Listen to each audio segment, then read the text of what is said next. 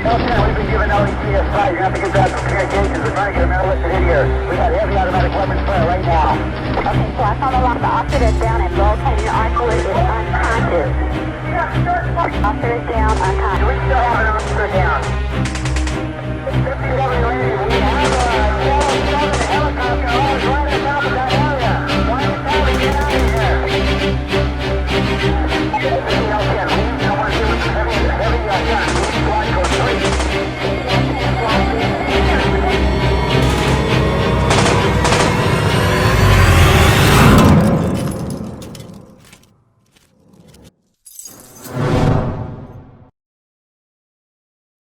The North Hollywood shootout is probably the most famous shootout with police because most of it was captured by helicopter cameras and was on the news everywhere. But bank robberies aren't actually that uncommon. You just don't hear about them on the news because police don't want people to get famous or try to get famous and gain public support like in the days of John Dillinger. Keep in mind, bank robberies aren't school shootings, so there's no political agenda behind them, so you won't really hear about them on the news with some phony politician saying, oh, please think about the children, and trying to emotionalize you. Especially in the 90s, there was like a bank robbery every 16 minutes all year round. Besides, before the news would be able to finish covering one bank robbery, like 4 more would have happened anyway.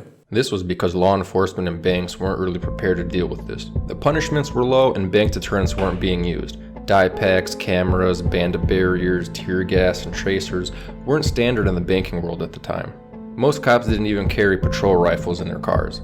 They only had small arms and maybe a shotgun. That becomes really important later on, so remember that fact. So these two guys, Larry Phillips Jr. and Emil Matasaranyo, meet at Gold's Gym, Venice, California in 1989. This is where they realized they had a lot of the same Chadley interests like lifting and guns. Emil was actually pretty smart and was an electrical engineer with a computer repair business. But being from Eastern Europe meant that his bull shark levels of testosterone wouldn't let him stay on society's predefined path like a good boy. Larry, however, came from a family of crime and was even born under the alias Larry Warfeld because his parents were wanted criminals. His business was a variety of real estate scams where he would screw people out of money as a real estate agent. A true case of nature versus nurture. But either way, both guys ended up doing smaller robberies together before their famous one in North Hollywood. Unofficially, they are responsible for 2 armored car robberies and 3 bank robberies, and it's unofficial because they didn't get caught, but the MO lines up. I mean, they're wearing the same jackets, ski masks, and using their trademark AKs. One of their unofficial robberies is their Brinks truck robbery. Now, it's speculated that they robbed 2 of these trucks. One went smoothly and the other one was a little more messy. 12:25, June 14th, 1995. A Brinks security truck pulled up to their bank location to make a delivery. Herman Cook, the security driver, exited the vehicle, made his drop off, and started coming back to the truck wheeling an empty cart. Before he made it to the truck, and without indication or warning, shots fired out, hitting Cook 3 times in the abdomen.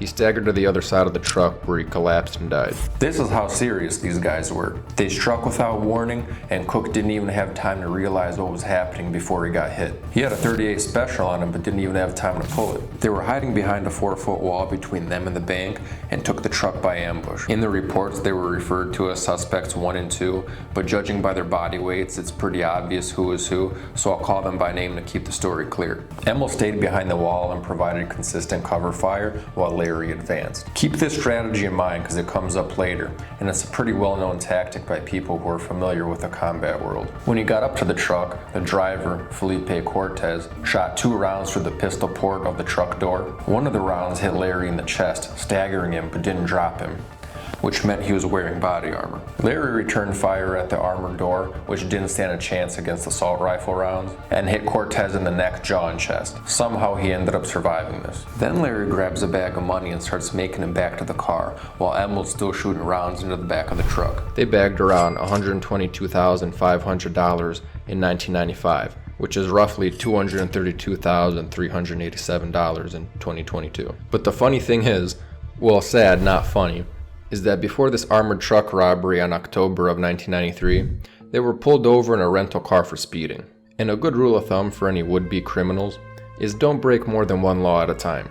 A minor infraction like speeding can draw attention to other more serious things you might be doing.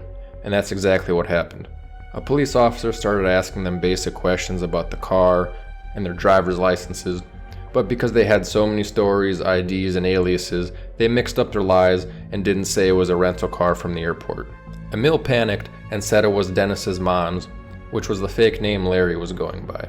When the cop ran the plates and realized the story didn't jive, he searched the car, and check this, they found 3 fake license plates, body armor, 2 rifles, 2 handguns, 3,000 rounds of ammo, smoke bombs, police radio scanners, and IEDs, which are like makeshift explosives. So they were charged with conspiracy to commit robbery and were now classified as felons. But because we're talking California here, they both got under 100 days in jail with some probation. Unfortunately, they didn't break the right kind of laws, so California didn't give them free housing and food stamps. So if this was taken seriously in the first place, they wouldn't have been free to go kill Herman Cook and seriously wound Felipe Cortez not long after the truck job. So their next hit was Bank of America in North Hollywood. This was the biggest Bank of America in the area with a high probability of getting the biggest payout. Now on the north and south side of the bank there were only parking lots, but on the east and west there was a shopping mall and a neighborhood. And the bank was surrounded by busy streets, so it was a high traffic area with easy ways to get seen. But they figured this wouldn't be a problem because the police response time was about 8 minutes and the robberies were usually over in less than 3. To keep fire superiority over the police, who keep in mind were only carrying small caliber handguns at the time, they brought 3 Chinese AKs, Norinco Type 56s to be exact, a Bushmaster XM15 dissipator, an HK91, and a Beretta 92 FS. And beforehand they illegally modified these weapons to be automatic as well. They were armed and ready for a small-scale war, which we'll see here in a bit. As far as defense, they both had bulletproof vests, which they then put metal trauma plates underneath, because even if a round hits you and doesn't go through the Kevlar, the impact can still cause a lot of damage. Larry went a bit further and decked his whole body out in armor. He duct taped Kevlar around his limbs, where the vest didn't cover, and even had a groin guard. The only exposed area was his head, feet, and hands. 9:16 a.m. They pull up to the north parking lot in a 1987 Chevy Celebrity, and they dosed themselves with phenobarbital, a very good nerve suppressor. They exited the car and started making their way to the sidewalk and to the door. Normally they would have 8 minutes before police would arrive on scene, but a stroke of bad luck had a patrol car in the area spot these 2 masked juggernauts and their automatic weapons strolling into a bank. Donut shops in the area didn't open until 10 o'clock, so the officer figured he'd call this one in. The 2 walked in and Larry was on crowd control, shooting into the ceiling, telling everybody it was a holdup, while Emil shot the lock off the teller door and ordered the bank manager to start loading money into the bags. At this point it was reported that Larry headed to the front door, walked out, looked up and down the street, and re-entered the bank. This was probably because he noticed the patrol car had seen them and then walked back into the bank to tell Emil that things were about to get serious. They moved all the people inside into the bank vault and left the bank with a bag of around $303,000 that had dye packs in it, which is designed to explode and ruin the money for any potential robbers. The dye packs did explode and ruin some of the money, but most of it was still fine. Not knowing this, they dropped the bag and went to confront the police, who were taking defensive positions around the front of the bank. Larry steps out of the bank first and uses his illegally converted fully auto AK to start spraying cop cars and pinning down police in a busy city street.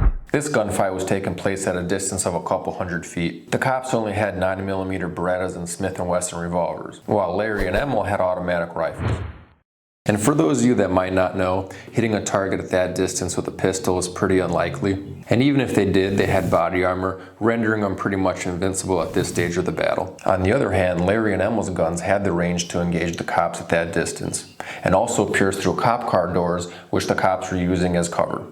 Now, you would think American police would have the weaponry to protect their own civilians from something like this. But then again, it was the 90s, so they probably sent other high-powered arms to the Balkans to kill innocent people protecting their homeland. Switch now, 10-1 has been notified. Everybody stay down. Rapid automatic fire. They're padding the area with fire. Everybody, this officer needs help. Shots fired. Fully automatic weapons for fire. Officer needs help. 1041, other officer has reached out to Bank of America. Shots are being fired. Officers and civilians were receiving gunshot wounds to the arms and legs.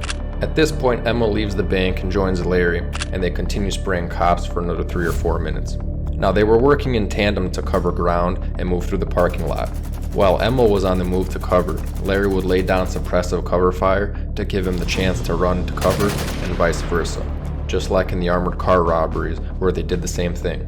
This is a common tactic for militaries to use. It's not a crazy strategy to pin down your enemy with cover fire so your guys can run to their position. The fact that Emil and Larry were using this showed how skilled and tactical they were with guns in combat situations, unlike the people who would later report on it not knowing the purpose of covering fire, saying they were spraying shots wildly because they were high on phenobarbital or just had really bad accuracy. I mean, guys that knew how to machine their parts to make their guns automatic and that had a long string of successful robberies prior to this weren't imbeciles with a death wish, as cops would later have the public believe. Things started to get bloodier. Cops were using belts as makeshift tourniquets to stop your bleeding. A local dentist in the strip mall was patching these wannabe cowboys up while Emil took his first shot that didn't get stopped by his body armor. Stay out 10. If somebody has a shot, take it. Suspect dead. He got hit in the face right above his eye. How he survived a headshot, I don't know, but it did affect his resolve to keep fighting. So he went and sat down in the driver's seat of the Chevy that they came in, while Larry kept shooting areas he saw gunfire from. It seems like the two were in disagreement on what to do. Emil was in the car and looked like he wanted to leave, and Larry seemed like he wanted to stay and fight. They could have easily started driving away at this point because the car wasn't as damaged as it was about to be. They even had the range to discourage the helicopters. Maintain your altitude. More shots are being fired from this bank. And the police gave an order amongst themselves not to shoot them if they tried escaping. Maybe this was because they didn't want to escalate the fight in a residential area, or figured that would give them enough time for SWAT teams to come help. Either way, their long-term prospects of getting away after this was slim to none. Emil even opened the car door so Larry could get in for a getaway, but Larry slammed the door shut and was hell-bent on fighting. After this, Larry was hit 3 times, and one of those rounds hit him in the side where there was a gap in his armor. But this did little to slow him down. While this was going on, the police went to a nearby pawn shop and started begging the owner to give them any rifles he could. They got 5 Colt Sporters, 2 Remington shotguns, and a couple magazines, which I'm sure they paid for. Emil was still sitting in the car while Larry was getting more ammo out of the trunk and starts using the HK-91 for the first time in the fight. When he leaned in to grab something from Emil through the driver's side window, he got hit with the round in the hand and visibly staggered back. For the rest of the showdown, he was resting the gun on his forearm instead of holding it with that hand. Paramedics had now reached the scene and started taking wounded people to safety. Larry realized he was running out of HK ammunition and needed to switch back to an AK, so he started laying out and counting his magazines on the hood of the car. After he took stock of his ammo and got his second AK ready, he now realized it was time to go. But since he waited and didn't go when Emil first wanted to, the Chevy was now bullet-ridden with 2 flat tires, although still operable. Larry was hit 3 more times, and Emil started giving covering fire through the window of the car. One of those 3 rounds hit Larry's HK, making it impossible to pull the magazine out and reload. So he had to switch to his last AK, which was one of the guns they had machined to make automatic. Because of this machining, the gun was not as reliable and was prone to jamming, so that was why he used it last in his lineup. So every few rounds he would have to remove the magazine and clear out the jammed round. Then he was hit in the forearm again, and was leaning against the car to support himself, as well as using it as rifle support. Now they both finally decided to leave. Emil in the Chevy with 2 pop tires, while Larry was following on foot giving covering fire. They were going down the street when they got separated by the trailer of a parked truck. Emil kept driving slowly alongside it while Larry went on the other side and lost line of sight with Emil. In the footage you can see Larry looking up and down the street for Emil, while Emil was headed to the other end of the trailer expecting Larry to come out the other side. A police officer looped around the block and started taking shots at Emil through the car while he was driving. While Emil was getting shot at in the car, Larry was on his own, still way down at the end of the truck trailer without support from Emil, getting hit 2 more times in the back, one of which hit an artery. In a painful panic state, his gun jammed again, and instead of clearing it like he had been, he pulled the slide back and basically made the gun inoperable without a full disassembly, which he wasn't going to be able to do in the middle of a firefight with bullets in his spine, arms, and legs. With his options limited, he crawled under the trailer where he took 2 more bullets. So now Larry got out his handgun, got up, and started walking slowly down the street towards Emil in the car.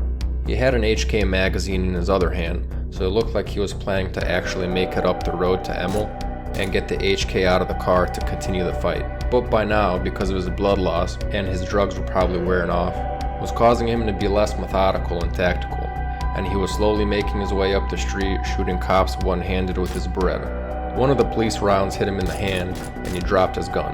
Larry was not having any luck with his hand being shot so many times that day.